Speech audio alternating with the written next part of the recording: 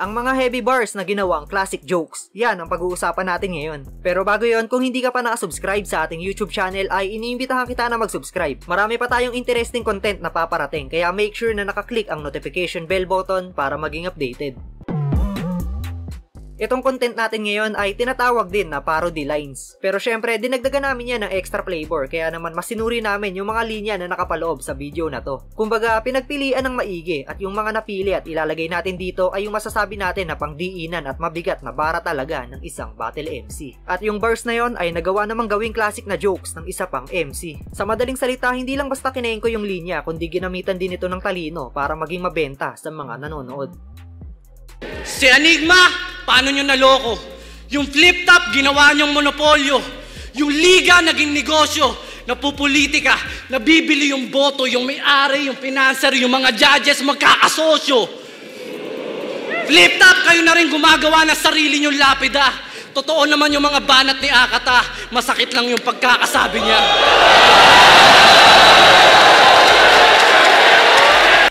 Si Enigma, paano nyo naloko?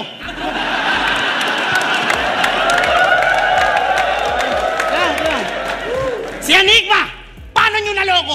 Yung flip top, ba't puro naman konyo? Yung liga, naging seryoso. Mawiwili ka sa mga fans na bobo kung sino pa yung mga judges, sila din yung bumoboto.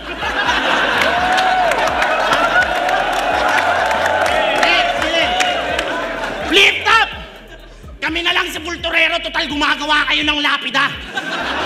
Tama naman yung mga sinabi ni Apex, mali lang yung pagkakasabi niya. Tatagtarin kita ng punchlines, boxing, burning lines, dalsing, abusuhin ka, chancing, huhulog ka, landing, papapulain bibig mo, panting, hanggang mabulok to, gangling, at maubusan ng hininga, pumping, only doing this for fun, banding. Tatagtarin namin kayo ng summer job, High ring, upper punch, high king.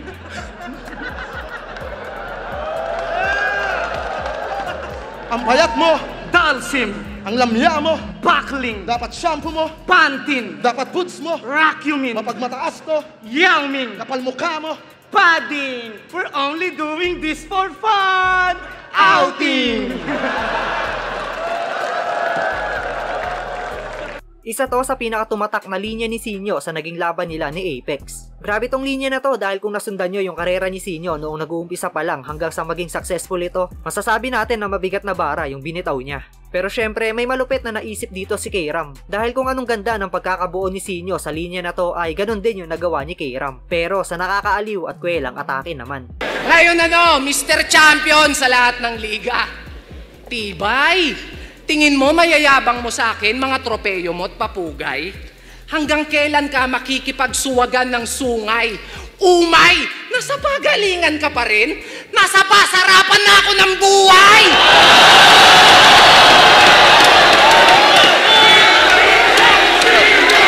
Kaya yung estilo nito ni Gago, ginawa niyang kakaumay. Ito nagbabaka sakaling makasungkit ng isa buhay. Sobrang dami mo ng battle, kailangan mo pa rin ng patunay. Nasa pagalingan ka pa rin, ako nasa pasarapan na ng ulam.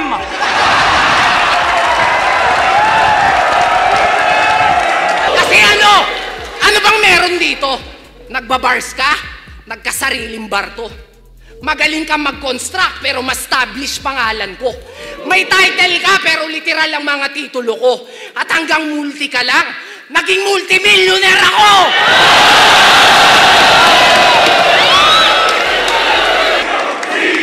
Tangina, may bars ka! Ako, nakasakay na sa barko. Magaling kang mag-construct pero ma-establish pangalan ko. May titulo ka pero nakikitira ka lang sa tito mo.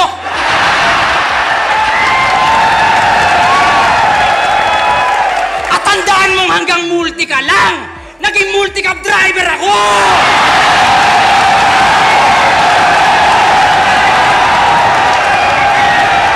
Last. Nasa pasarapan na ako ng buhay. Pero kung yan ang basihan niya ng pagiging tunay, eto pinagkaiba ng nanalo lang sa nagtagumpay. At last, kung Kung sa tingin mo ito ang basihan ng pagiging tunay, para sa akin ito ang kaibahan ng nanalo lang sa naghanap buhay.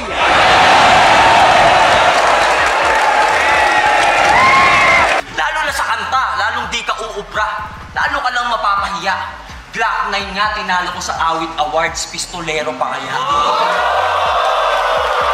Pero respeto kay Glock, idol yan. Dami niyang naituro sa akin.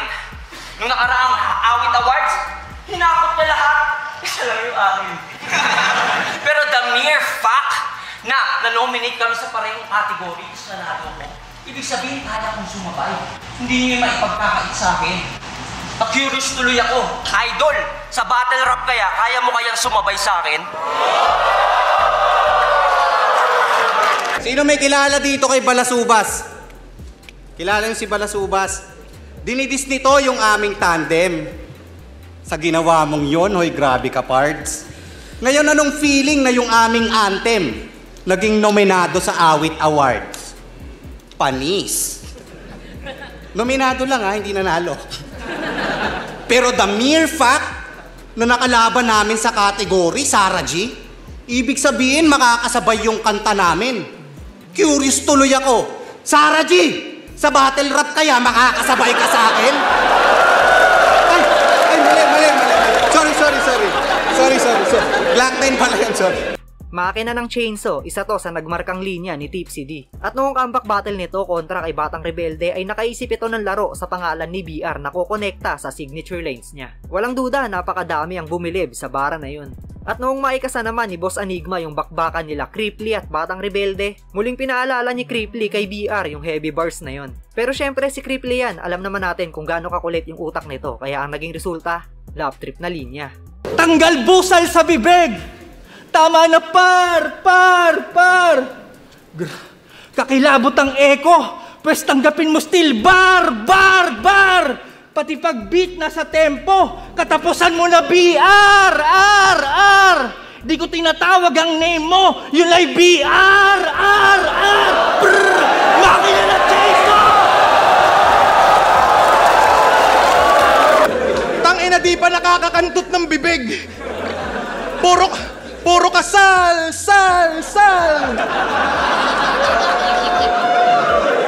Kaya ka may puro kalyo. Lapang panting na tatanggal. Bilang lalaki insulto. Bakla ka BR! Gusto mo ungol mo umeko? Gigil mo ako GR! Grrr! Akin na yung puwet mo!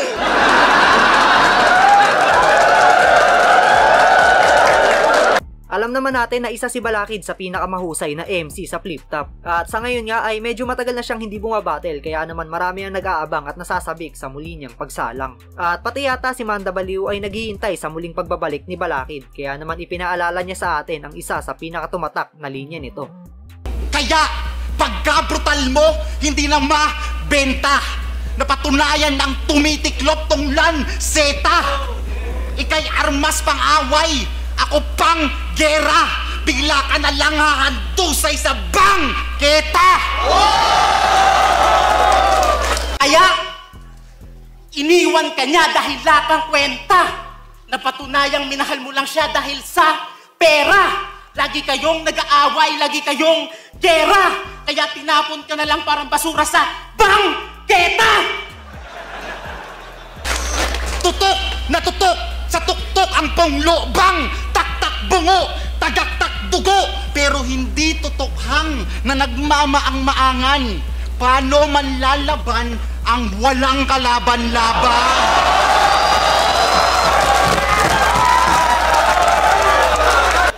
Tutok na tutok sa panonood ng Pornhub. Balakid. Tutok na tutok sa panonood ng Pornhub. Puro jakol, puro lolo, puro pagsasarili lang to sa bahay. Doon lang kasi sumasaya itong walang kalablay-plablay. At ito, karamihan siguro sa atin ay sasang-ayon na isa to sa pinakamalupit na heavy bars na ginawang classic jokes. At mula nga yan sa nag-iisang Lil Jon. Tanggap ko kung wala ako sa top 5 nyo. Nasa top 5 ako na mga nasa top 5 nyo. Tanggap ko kung wala ako sa top 100 nyo.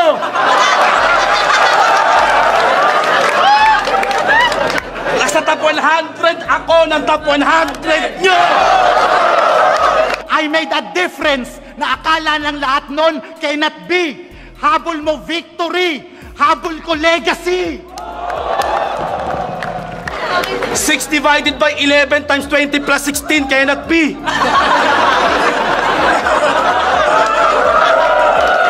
6 divided by 11 times 20 plus 16 cannot be. Habol ni Balakid, legacy. Habol ko, talent fee.